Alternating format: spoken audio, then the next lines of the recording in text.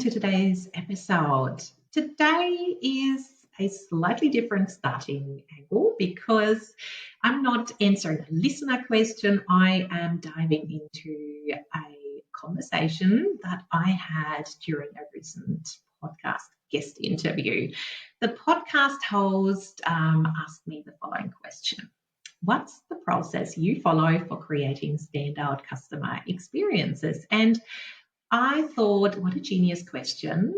Obviously, there was only so much I could unpack as part of the broader topic of the episode. So I thought I'll take it to my podcast, take it to my listeners, and unpack how I go about creating, refining, tweaking my own customer experience in my business, because it can seem somewhat, mysterious. And I personally love behind the scenes tours. So let's have a look at my processes and how I go about my customer experience. So let's start with my mantra and something that is front of mind whenever I touch my customer experience, my customer journeys, anything in my business really.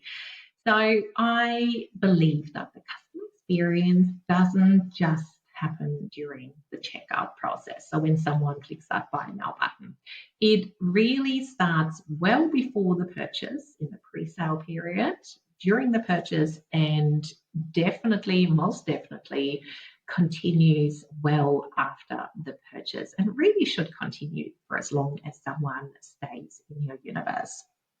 So in this episode today, I'm going to take you behind the scenes of my exact process for designing and improving, because you're never done, my own customer experience and customer journeys, so you can really adopt this process in your business if it aligns with, how you operate. So we're going to look at two different scenarios today because they're both highly relevant. I'm going to take you my process for creating new offers and infusing, strategic customer experiences into the process.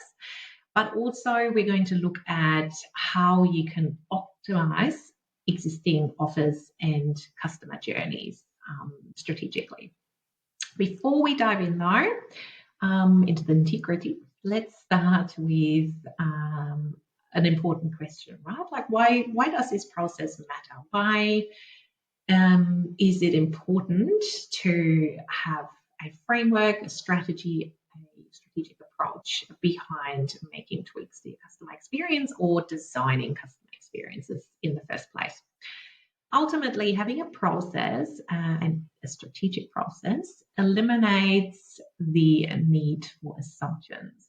As online business owners, unfortunately, we are operating based on assumptions far too often because we want to move quickly. We want to launch the perfect product. We think we know what our customers and our audience needs, what often really doesn't match in real life. So having a process really makes sure that everything you create in your business, whether it comes to offers, customer journeys, emails, messaging, is based on first-hand insights and first-hand data, so real data that you have at your fingertips. And I like to look at brand touch points from 4 different angles. So every brand touch point that I create in my business needs to be valuable. So I don't believe in sending something out just for the sake of sending it. So everything needs to add value, whether it is giving information, entertaining, it needs to serve a purpose. Every brand touch point also needs to be relatable. So there needs to be some sort of personal connection to me. It needs to be relevant to the recipient. That's where, again, behavior-driven email marketing comes in, for example, making sure that what you're sending is relatable to the person on the other end. Every brand touchpoint also needs to call to action. So there needs to be a clear invite to do something, whether it's to buy, whether it's to read a blog post, whether it's to listen to a podcast episode. It needs to get the recipient to do something. And most importantly here, coming from a mum of three who is a solo business owner, every brand touch point needs to be manageable. So it needs to work hard for me. It needs to ideally work for me on autopilot. So that means I create it once and it works for me on repeat. Not often possible, but yeah, it just means I'm not creating for the sake of creating, right? And really having those 4 brand touchpoint attributes in mind whenever you are thinking of creating, whenever you're thinking of making tweaks, really make sure that your customer journeys really improve the customer satisfaction and work towards customer retention. So making sure your people are looked after, they feel valued, and they are primed to place that next purchase. It really means your customer journey delivers on real customer needs. So again, it's relevant. You are presenting your audience with opportunities to see results.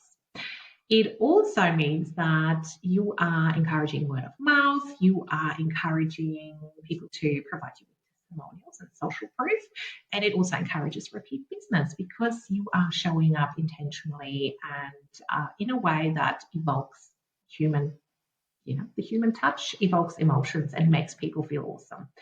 And it also means it keeps your offers themselves relevant and fresh, because if you listen to the signals that your audience are sending you, you can continuously refine your offer suite and how you package those offers so they really deliver for your audience. And it just means you show up consistently so your audience knows what you stand for, what they can expect from you, and yeah, it's beautiful because if you do it strategically, it can be automated often.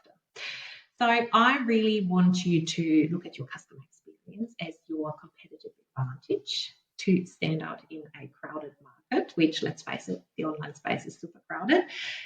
So rather than something that you have to do in inverted commas and it's a chore and it feels tedious, look at it as your opportunity to really leave a lasting impression and your opportunity to leave a mark on the people in your universe.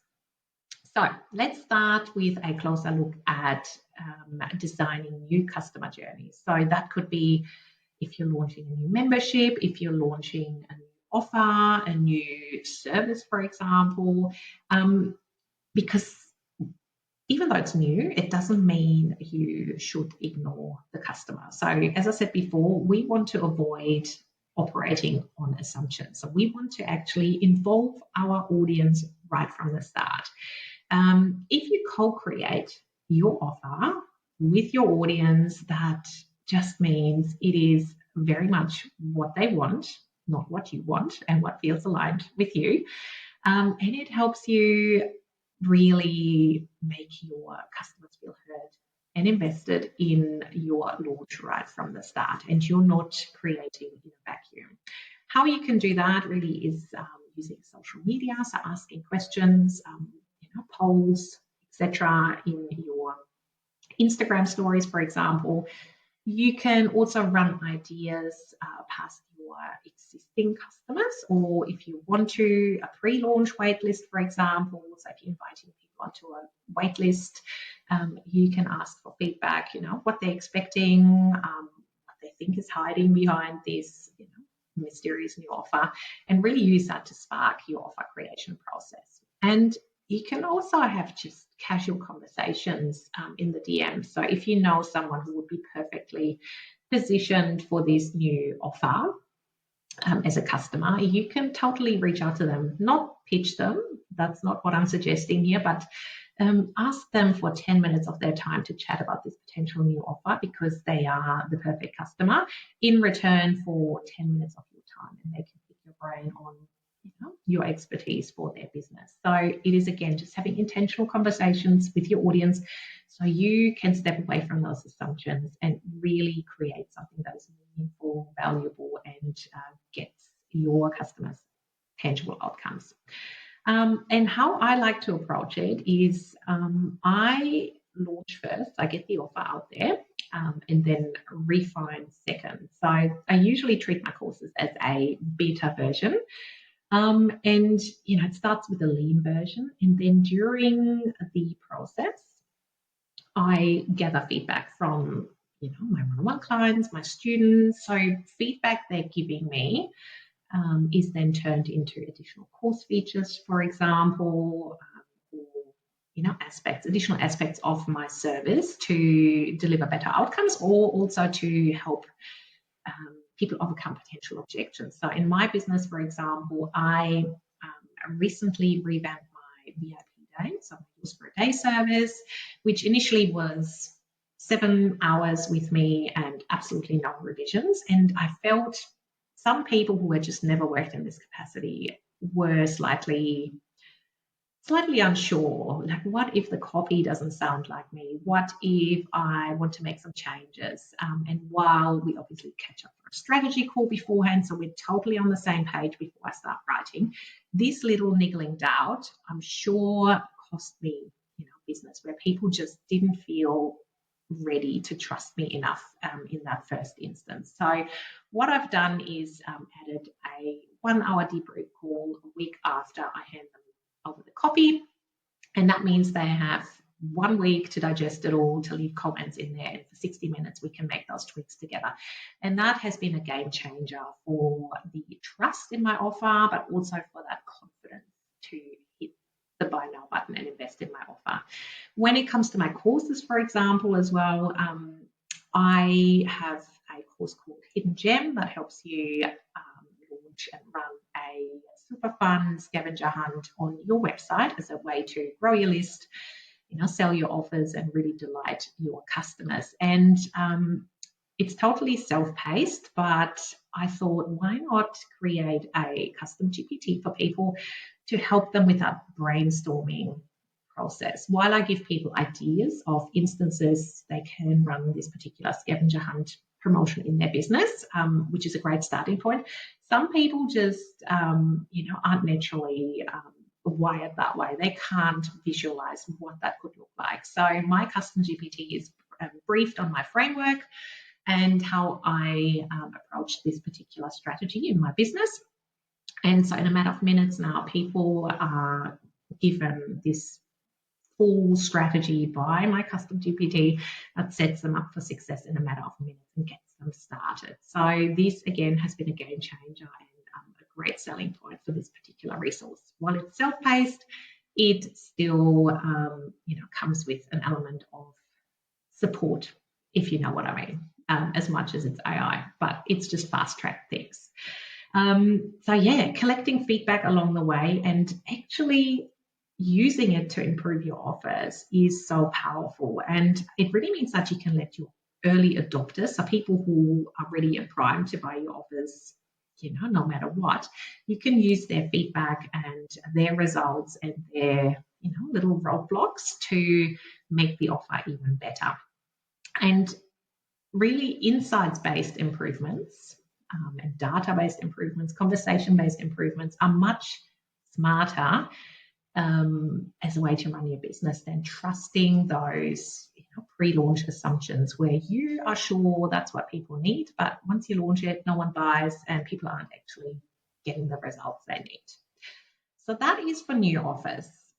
When it comes to improving things, because we're never done, it again comes down to gathering feedback. So again, not ignoring your customers and continuously checking in with them after the purchase. So really looking out for what people are loving, which then means you can double down on that in the sales messaging, in the features, you can highlight it in the inclusion section.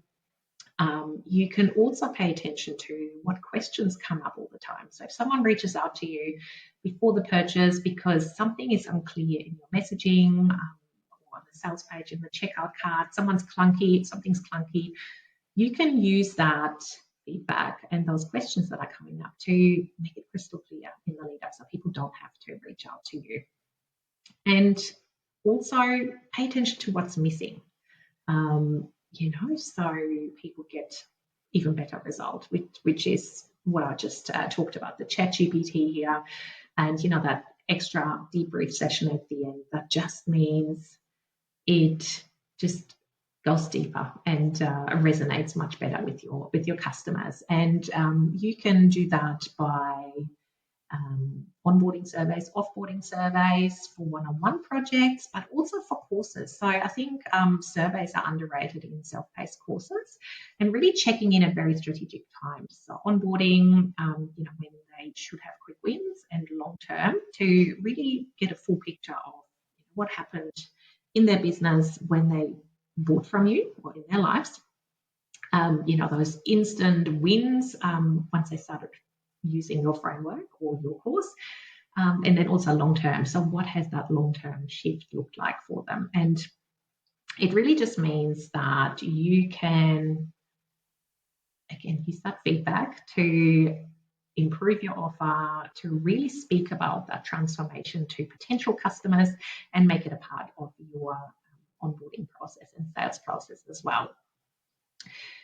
Then I always review the data behind that experience. So, I regularly look at my evergreen funnels, have a look at the conversion rates, how are those going, the click-through rates, open rates, which emails could do better.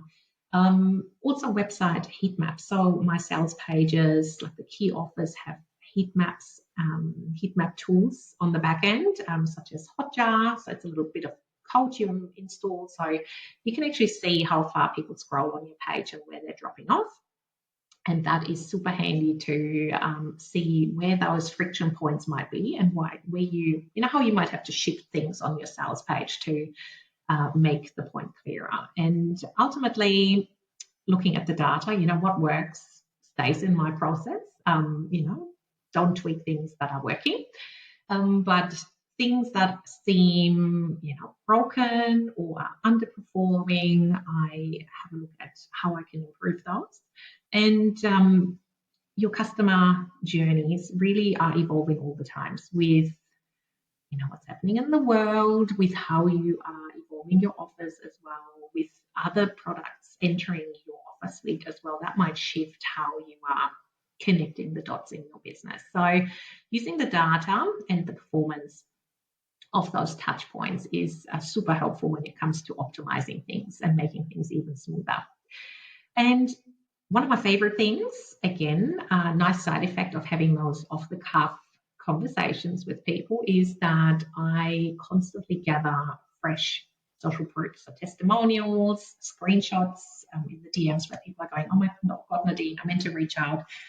I've just, had another inquiry who said the copy on your website pre-sold me. So having those conversations and constantly getting fresh testimonials means you can constantly update your sales page with awesome results from your clients.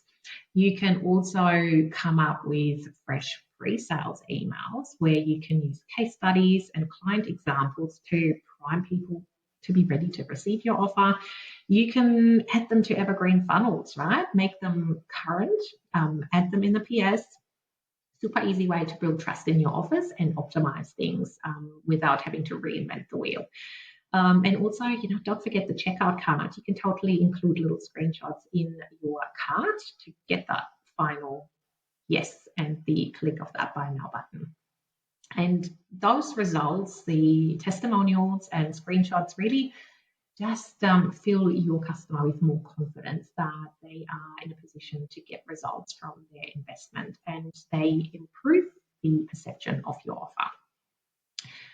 So how do I do that? So I still serve clients in a one-on-one capacity. I have a membership. I run courses that are self-paced, but still, my brain never stops. And I'm a mum of three. So how do I juggle all of this? So I don't always action things right away. I book time with myself on a regular basis and tick off a list that I create as I go along. So whenever I have a conversation with someone and they go, oh my God, Nadine, this was so helpful. Or Nadine, I would invest, but XYZ came up for me. I make a list of all of those things. Any testimonials that I get, any screenshots of conversations that I have, I add to a folder. And when I book that time with myself, I have a look at what I have on offer and what is going to have the highest impact for me right now. And that's how I prioritize those updates. So, I'm not going in and radically revolutionizing all my funnels and all my sales pages in one go. I literally look at the lowest hanging fruit first with the highest impact, and then the rest, whatever I don't get done, stays on that list. So, as I said before, it needs to be manageable. So, as much as there are always opportunities, they need to fit into your busy schedule and not feel like you are just on this hamster wheel and with a never ending to-do list. So, really just look at it as an ongoing process that you can chip away at. That's the beauty of customer experience. So little tweaks can have huge impacts on the experience in itself, but also on your customer retention. So, adding another testimonial, for example, into your evergreen sales funnel can absolutely boost that conversion rate and that the amount of evergreen sales that you're making on autopilot in the back end, just as an example here. So that was my process. I hope it's been helpful. And quick heads up here, if you enjoyed this behind the scenes episode, I am actually going to share a practical application of this process in my business next week. So make sure you subscribe to the podcast, follow the podcast. I'm actually taking you behind the scenes of the evolution of my membership, which will be launching as next week's episode drops. So highly relevant if you want to hear how that evolution came about, what that looks like. Make sure you tune in next week. I'm super excited to share it, and I hope it is just as enlightening as this process as well. So actionable takeaways for you today, as per usual.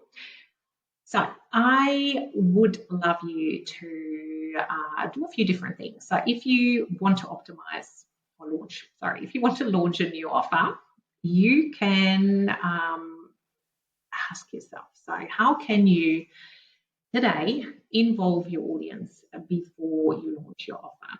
So I don't know where you are at in that launch process, but it's never too late to involve your audience. So have a think about easy ways to get some feedback from your audience that you can incorporate in this new offer and in the launch of this new offer.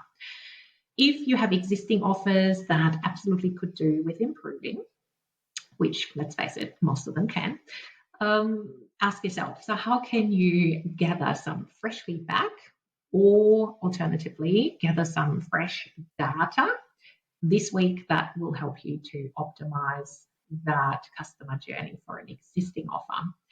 And if you are pretty happy with things at the moment, maybe take a broader look at your brand experience in general. So is the experience that you are delivering aligned with how you want to be perceived by your customers and how you want your customers to feel?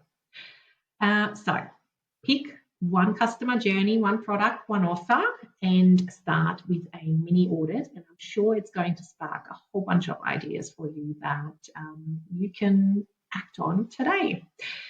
So if you also want to submit a question for a future episode that I set my mind to and give you some actionable ideas for, submit your question by the link in the show notes, either anonymously or with your name and business details for a backlink to your website and a little shout out. And if you enjoyed this episode, as I mentioned, there's something super juicy coming next week. Subscribe, follow, and potentially even share it with people in your community who might be interested as well. Thanks so much for tuning in this week, and I will see you next week.